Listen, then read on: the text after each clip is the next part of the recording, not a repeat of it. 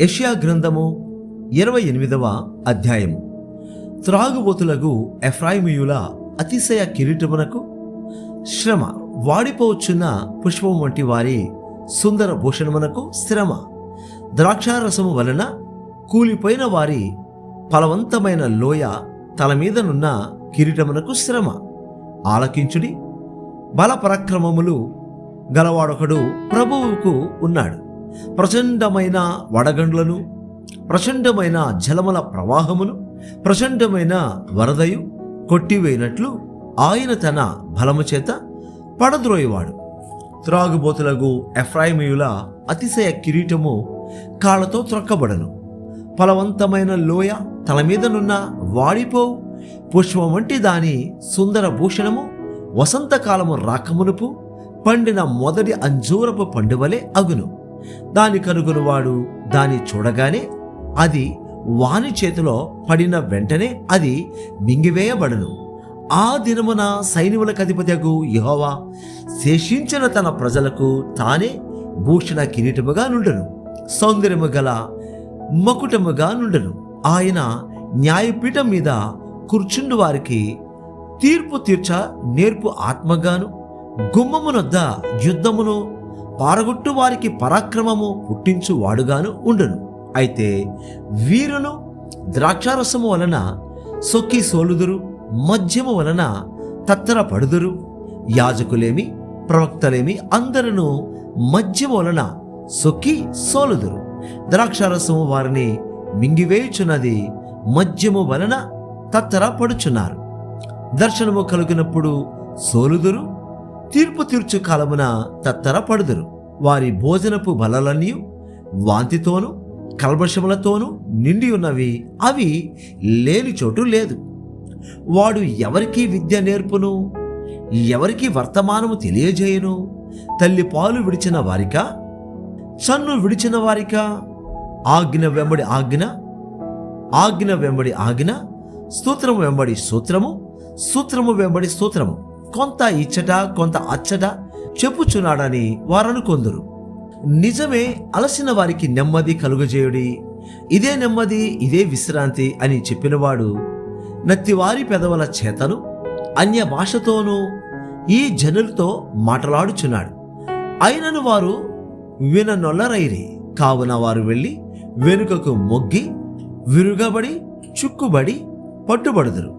ఆజ్ఞ వెంబడి ఆజ్ఞ, ఆజ్ఞ వెంబడి ఆజ్ఞ, సూత్రము వెంబడి సూత్రము, సూత్రము వెంబడి సూత్రము, కొంత ఇచ్చట కొంత అచ్చట యెహోవా వాక్యం మీకు వచ్చును. కాబట్టి యెరూషలేములోనున్న ఈ జనులను ఏలు అపహాసకులారా, యెహోవా వాక్యము వినుడి. మేము మరణముతో నిబంధన చేసుకుంటేమి, పాతాళముతో ఏకమైతిమి. ఉపద్రవము ప్రవాహములే వడిగా దాటునప్పుడు అది మా యొద్దకు రాదు. అబద్ధములను మాకు ఆశ్రయంగా చేసుకుంటేమి, మాయ క్రింద దాగి ఉన్నాము అని మీరు చెప్పుకొనుచున్నారే. ప్రభువు యెహోవా ఇలాగున సెలవిచ్చుచున్నాడు, సియోనులో పునాదిగా రాతిని వేసిన వాడను నేనే.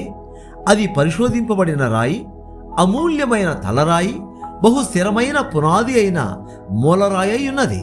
విశ్వసించువాడు కలవరపడడు. నేను న్యాయము కలనూలుగాను నీతి మట్టపు గుండుగాను పెట్టేదను. వడగడ్లు మీ మాయా శరణ్యమును కొట్టివేయను. దాగి ఉన్న చోటు నీళ్ల చేత కొట్టుకొని పోవును.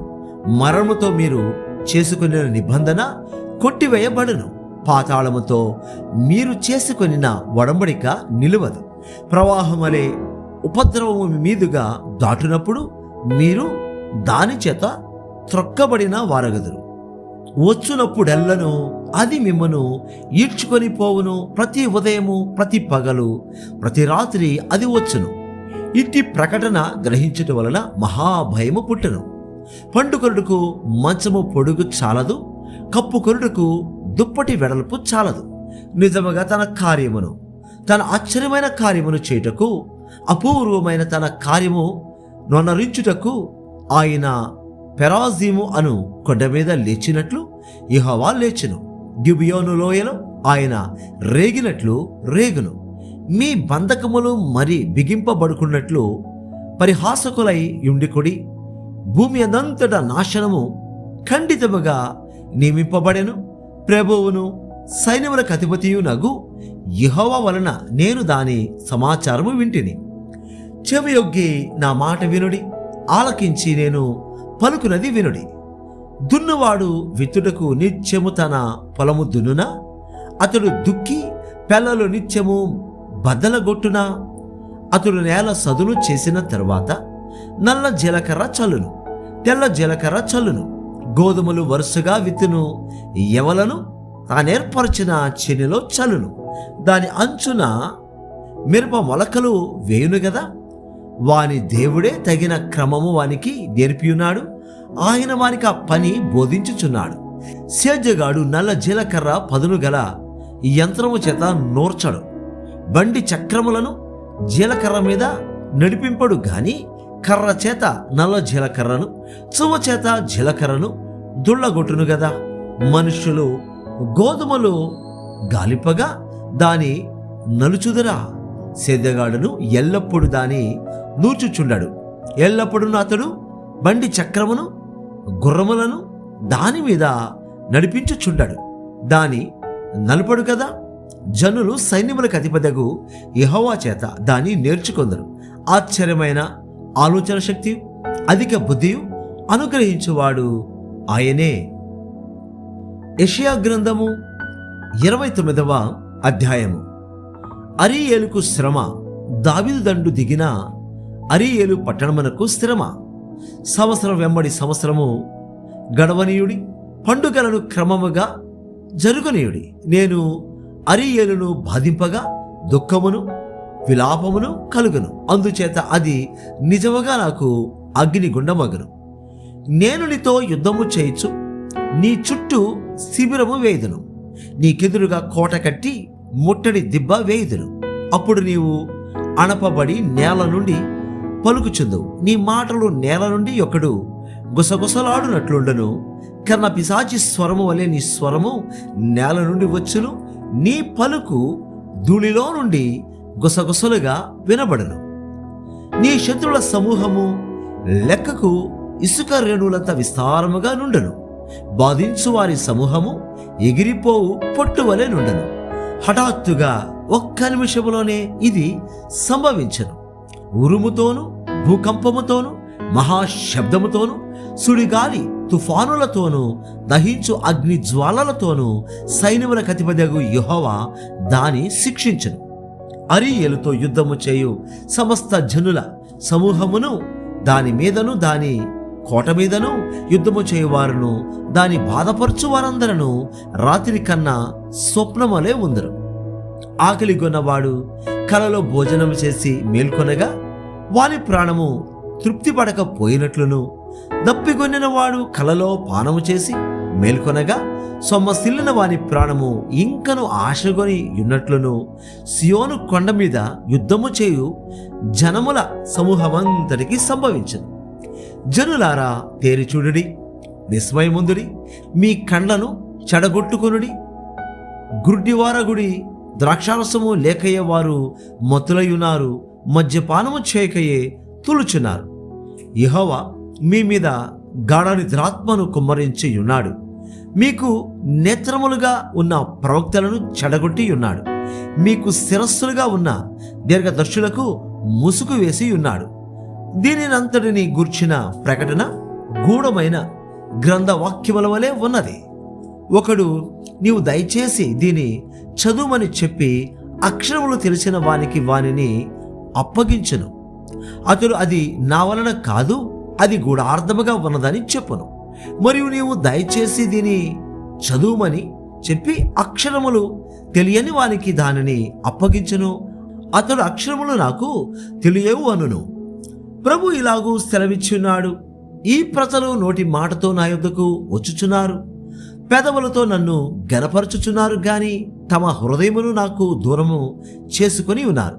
వారు నా ఎడల చూపు భయభక్తులు మానవుల విధులను బట్టి వారు నేర్చుకొనినవి. కాగా నేను మరల ఈ జనుల ఎడల ఒక ఆశ్చర్యకార్యము జరిగింతును, బహు ఆశ్చర్యముగా జరిగింతును. వారి జ్ఞానుల జ్ఞానము వ్యర్థమగును, వారి బుద్ధిమంతుల బుద్ధి మరుగైపోవును. తమ ఆలోచనలు యెహోవాకు కనబడకుండా లోపల వాటిని మరుగు చేయ జూచువారికి శ్రమ. మమ్మునెవరు చూచెదరు, మా పని ఎవరికీ తెలియను అనుకొని చీకటిలో తమ క్రియలు జరిగించు వారికి శ్రమ. అయ్యో, మీరెంత మూర్ఖులు! కుమ్మరికిని మంటికిని భేదము లేదని ఎంచదగునా? చేయబడిన వస్తువు దాని చేసిన వారిని గూర్చి ఇతడు నన్ను చేయలేదనవచ్చునా?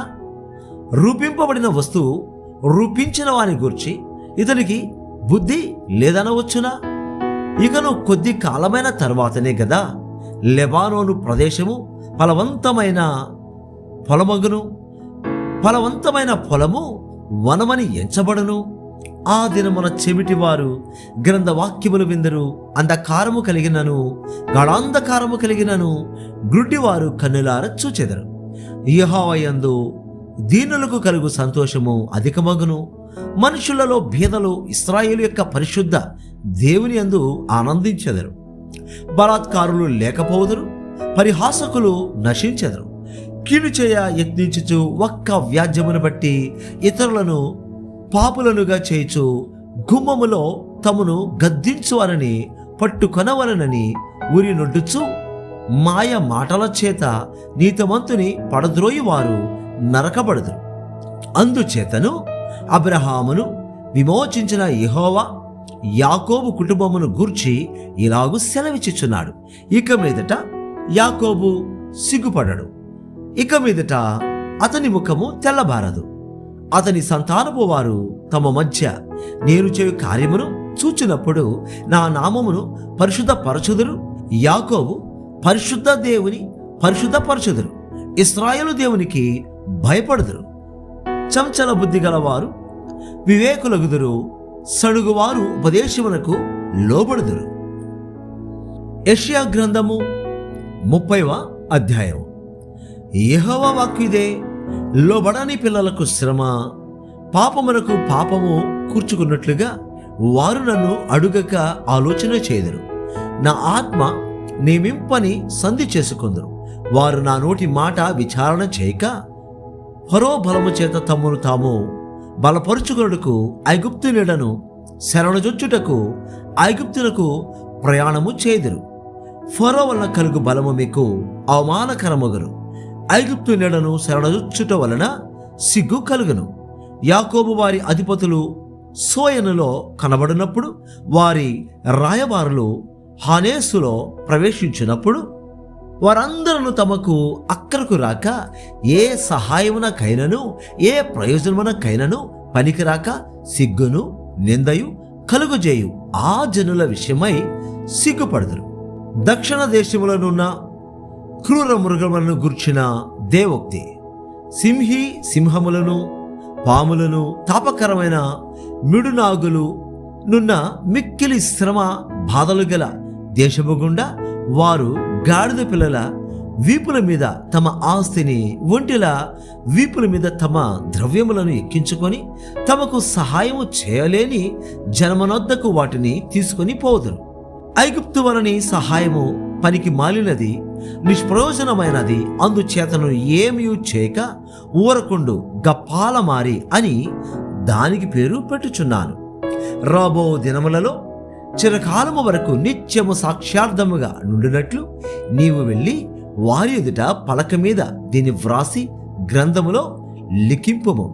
వారు తిరుగబడు జనులు, అబద్ధమాడు పిల్లలు, యెహోవా ధర్మశాస్త్రము విననొల్లని పిల్లలు, దర్శనము చూడవద్దని దర్శనము చూచువారితో చెప్పువారును, యుక్త వాక్యములను మాతో ప్రవచింపకుడి, మృదువైన మాటలు మాతో పలుకుడి, మాయాదర్శములను కనుడి, అడ్డము రాకుండుడి, త్రోవ నుండి తొలగుడి, ఇశ్రాయేలు పరిశుద్ధ దేవుని సంగతి మా ఎదుట ఎత్తకుడి అని భవిష్యత్ జ్ఞానులతో పలుకువారునై ఉన్నారు. అందుచేతను ఇశ్రాయేలు యొక్క పరిశుద్ధ దేవుడు ఈలాగు సెలవిచ్చుచున్నాడు, మీరు ఈ వాక్యము వద్దని త్రోసివేసి బలాత్కారమును కృత్రిమమును నమ్ముకొని అట్టి వాటిని ఆధారము చేసుకుంటేని గనుక ఈ దోషం మీకు ఎత్తైన గోడ నుండి జోగి పడబోచున్న గోడ అండవలే అగును. అది ఒక్క క్షణములోనే హఠాత్తుగా పడిపోవను. కుమ్మరి కుండ పగలగొట్టబడినట్లు ఆయన ఏమీ విడిచిపెట్టక దాని పగులగొట్టును. పొయ్యిలో నుండి నిప్పు తీయుటకు గాని, గుంటలో నుండి నీళ్లు తీయుటకు గాని దానిలో ఒక్క పెంకైనను దొరకదు.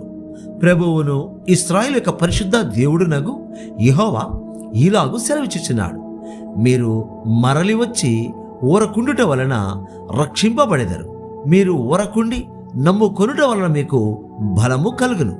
అయినను మీరు సమ్మతింపక అట్లు కాదు, మేము గుర్రములనికి పారిపోదుమంటిరి. కాగా మీరు పారిపోవలసి వచ్చెను. మేము వడిగల గుర్రములనికి పోయిదమంటిరే. కాగా మిమ్మను తరుమువారు వడిగలవారుగా నుందురు.